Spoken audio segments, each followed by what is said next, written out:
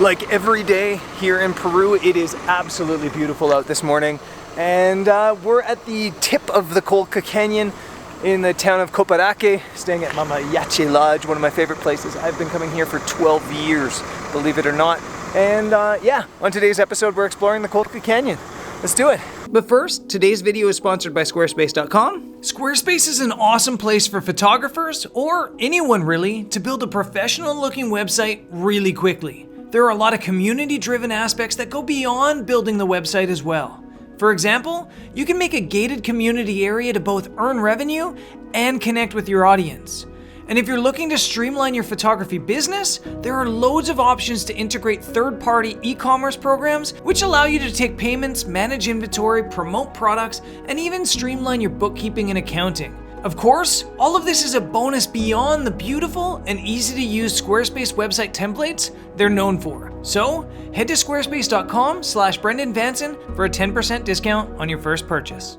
Our Colca Canyon adventure actually started the night before. Cruising through the highlands towards Chavay, we witnessed the plumes of the ever-active volcanoes in this part of Peru.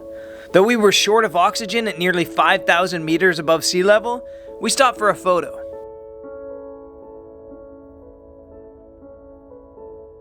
Arriving into Mama Yache fairly late the night before, we got a fairly late start into the canyon.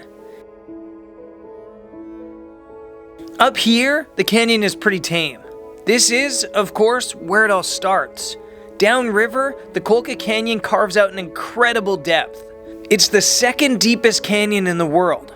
To put things into context, there's such an altitude difference in the canyon that there are parts where they can only grow potatoes at the top, but down at the bottom, they're growing tropical fruits like bananas and papaya.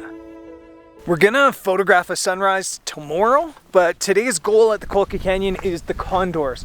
I only brought my 70 to 200 on this trip. I just decided not to bring the 100 to 400. So I think I'm kind of gonna regret not having those extra 200 millimeters, but I think as well, with the Condors in this type of environment, you almost want the environment included.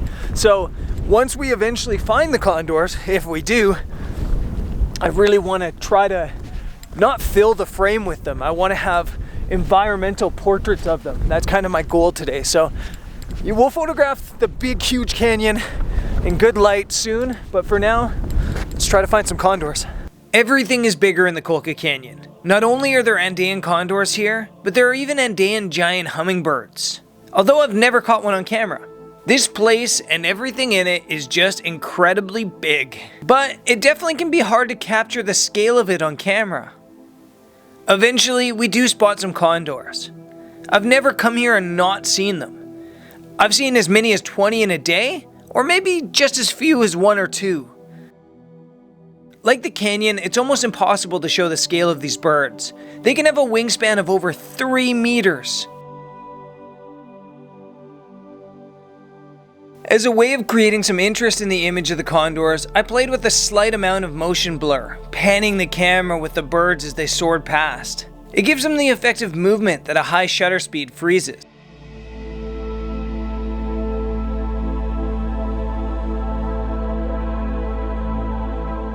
We didn't have a ton of luck with the condors. We saw a couple early, but you can't really complain when you're somewhere like this. We've honestly been spending most of our time just sitting with our feet dangling off the edge, enjoying the views.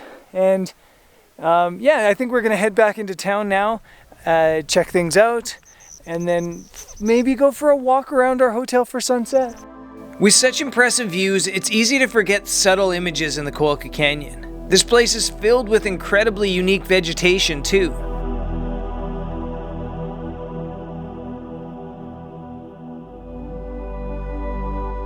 In the afternoon, we wandered around our lodge, through the terraces and along the stone fences looking for a photo. Ideally, with a volcano in the background. So we just went on a bit of a walk of exploration to try to find a photo and ended up down here at what's a really cool spot. There's all these little farm plots, some terracing, volcanoes in the backdrop, but it's definitely a sunrise spot because you're shooting straight into the backlight and it's blue sky, so it's a little bit tricky. So maybe we hike back down here at sunrise, but for now, we'll set up the cameras and see what happens. As predicted, the light just didn't work at sunset. The harsh backlight just made the scene look a little bit boring and flat. The different textures and colors all just kind of blended together. However, the volcano did spew some smoke, making a worthy long lens photo.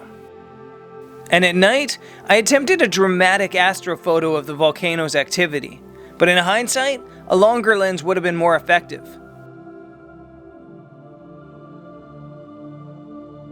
In the morning, we hiked back down to our location from the previous night, hoping the light would be better. Unfortunately, it was much of the same. There are few places on the planet that look this incredible to the eye, but are this hard to capture. But though we left the spot without a great photo, we definitely took solace in the fact that we were about to gain some oxygen as we set off downhill towards Arequipa and some wildlife. So we didn't have much luck yesterday at sunset, or even attempting astro, or at sunrise. And now we've left the Colca Canyon, heading towards Arequipa, and we've stopped at one of my favorite spots. There's this spot just here in front of a bunch of volcanoes. There's Chalchani, Misty, I can't remember the name of most of them, and here there's these lagoons, and there's always vicuña here, wild vicuña. And when the light's right, you can get some pretty cool frames of the vicuña in front of the volcanoes. In past times visiting here, I got a little bit obsessed with the conical Mount Misty volcano. This time, I realized that Chalchani is also pretty special. I laid down in the dirt to give some foreground bokeh to my image and create depth, and I got a couple of images.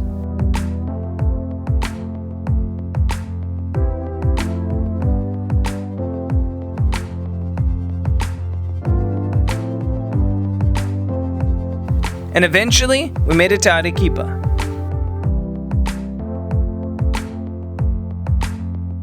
So I'm a little bit more close up than I usually am today because I'm filming on my 24-70.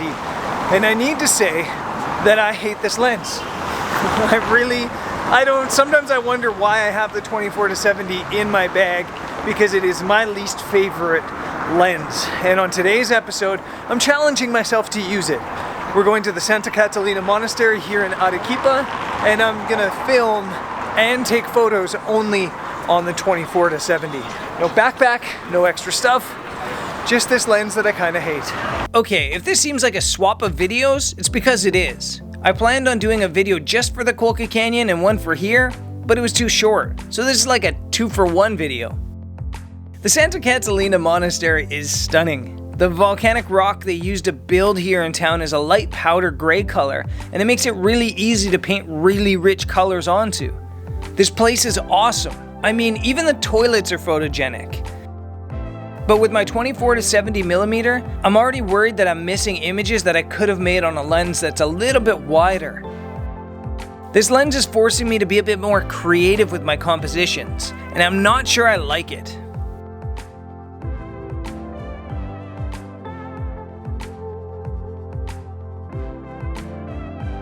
So one of the reasons I dislike this lens is that it's just a little bit normal. It's a little bit boring. Everything kind of comes out standard. It's a standard zoom lens, and I don't like my images to look standard. But that being said, it's a very, very popular lens because it does everything. You can take it and shoot wide angle or get a little bit more telephoto at 70mm. But I have always had a vast dislike for this lens. That being said, this might be the best place for it.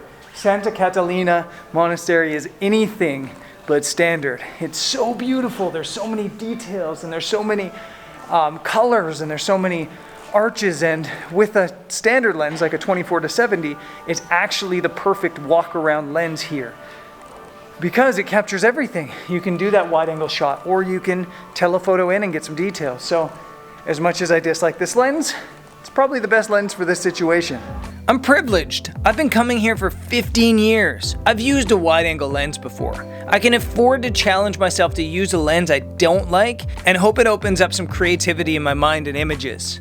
But some advice? If you're planning on coming here for photography, you'll definitely want a wide-angle lens as well. There's definitely a couple photos I can't get with this lens. I'm kind of addicted to wide-angle photography, and there's some really beautiful photos in my opinion, shooting straight up at these lights with all the art on the side, but you need a lot of width. And 24 just doesn't cut it. I need that 15 or 16 millimeters. There are lots of images I just can't physically make here without one. Instead of focusing on what I can't do though, I focus on what I do have, which is a ton of contrast, both in light and color.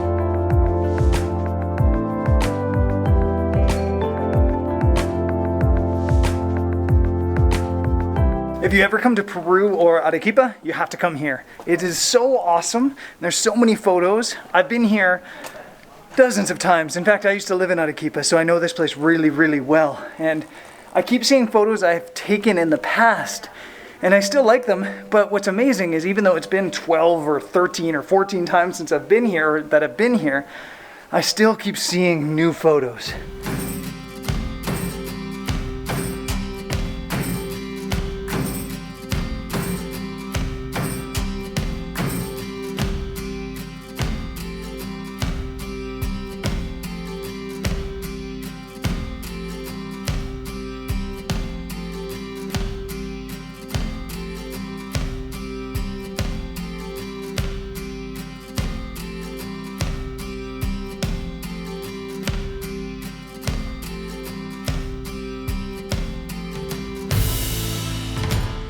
Okay, we're leaving. Well, we've already left Santa Catalina, and I'm going to find coffee. Peru is a coffee mecca, and with my coffee shops and roasters, I'm like become obsessed with finding good coffee when I travel. And there's actually a roaster that does direct farm to cup coffee here, and it looks like it's in a really cool location. So I'm gonna go get a cup of coffee, and then we'll photograph a sunset. Coffee has turned into a blessing for when I travel. I found it a great way to connect with locals. I usually bring some coffee that I roasted in Portugal, and I exchange it with a local roaster. I met the owner of Coffee House in Arequipa, and he even gave me some raw green coffee from a farmer in Puno for me to roast myself back in Portugal. Like with photography, the coffee community is tight and can literally sit around talking about it for hours on end. Totally caffeinated now, and actually they were really super nice at the coffee house and gave me a bag of green coffee that I can roast myself in at home in Portugal. So I'm super excited about that.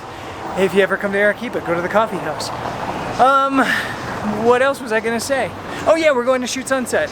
I am still on only the 24 to 70, not by choice, but by challenge. Normally I'd be on a 17 to 40 in this square, but I think we'll find something to photograph with this lens. Above the plaza, there's a couple of bars that have beautiful views of the towers of the cathedral and the volcanoes. So we climbed up onto the roof of one for sunset. And honestly, here I didn't miss my wide-angle lens. There was a massive blue tent put up in the plaza that made for a bit of an eyesore.